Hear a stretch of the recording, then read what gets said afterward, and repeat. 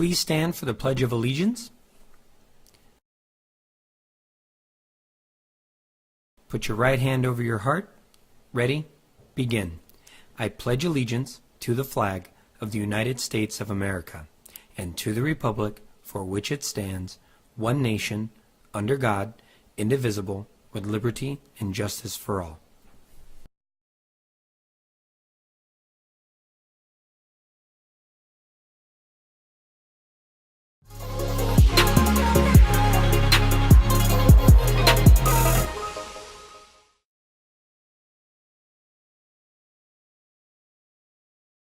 Recently, we did a poll on social media to ask students how they feel on Monday morning. And the responses that we got were, we feel stressed, we feel anxious, and we feel sad.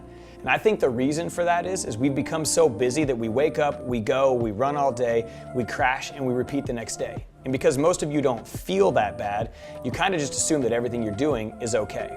But when was the last time you stopped to ask yourself, am I really healthy? Show that my generation, our generation, is the first to have a shorter life expectancy than that of our parents, which is really, really scary. But the caveat to that is that most of the things that are causing this to happen are things that can be controlled by our choice. So to remedy this, I definitely talk about having this mentality of choice and taking ownership of your health and wellness and finding things that work for you.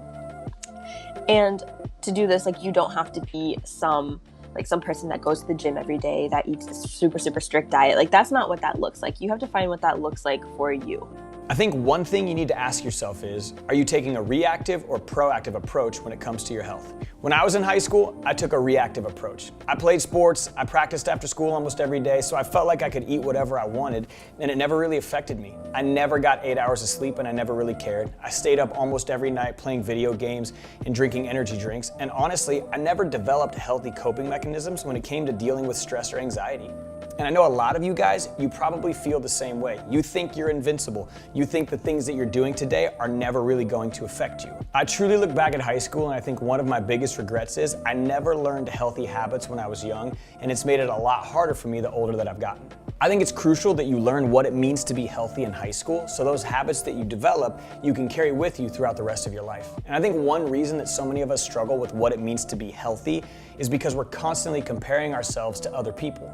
So I think the first one is that health and fitness, that the person who has health and fitness figured out is going to look like it physically.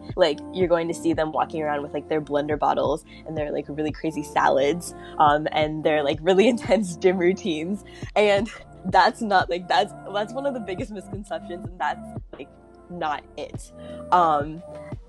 Yeah, that's gonna work for some people and that's what it's gonna look like on some people, but for the majority of us, that's not what it looks like. The majority of us, to achieve this sustainable standard of health and wellness for ourselves, are just going to have to step back and say, all right, that's not me, but that is okay, because my routine is going to be going to yoga once a week, going to get myself a smoothie instead of a milkshake once or twice a week, making just small conscious efforts like that instead of being this walking model of health and wellness. Health and wellness, it looks different for all of us. And I think one of the biggest things that we all struggle with is comparing ourselves to other people. But I think it's crucial that you define what healthy means to you. I think it's important to ask yourself, if you do the same thing for the next 10 years, will you be more healthy or less healthy than you are today? Because for a lot of you, there's no longevity to the lifestyle that you're leading. A lot of you guys show up to school tired. A lot of you guys eat because you're hungry, not because you want to put fuel in your body. A lot of you don't even know what it means to deal with stress or anxiety. I think for most of us, if we play out what we're doing today, we're going to be far less healthy in 10 years than we are now. When you're successful in one area of your life, it starts to carry over into other areas. I honestly believe that discipline breeds discipline. I think there are 3 things you have to keep in mind when it comes to your health and wellness. I think the first thing is evaluate yourself. Figure out areas where you can improve. Maybe you need to eat better. Maybe you need to get more sleep. The second thing I think you need to keep in mind is you don't have to do this alone. Find a friend, create a plan together, and then hold each other accountable. And the third thing is you've got to focus on the things that you can do, not the things that you can't. Maybe you don't have access to a gym, so you've got to work out at home. Maybe you can't run a mile, so you can walk a mile. Maybe you don't even know what it means to eat healthy, so you've got to take some time to research and figure out what a healthy diet looks like. So many of us are just reactive when it comes to health and wellness, but I truly believe that if we're going to make a difference in our lives, we've got to take a proactive approach. So no matter where you're at in life, maybe you feel like you've got a lot of work to do, or maybe you feel like you're incredibly healthy and you just need to change a few things.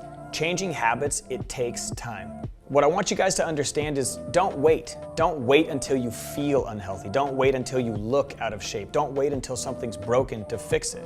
I think it's important that you learn to develop healthy habits now so you can continue to grow on those throughout the course of your life. I honestly believe we'd all be so much better off if we just started asking ourselves, am I truly healthy? That's all I got.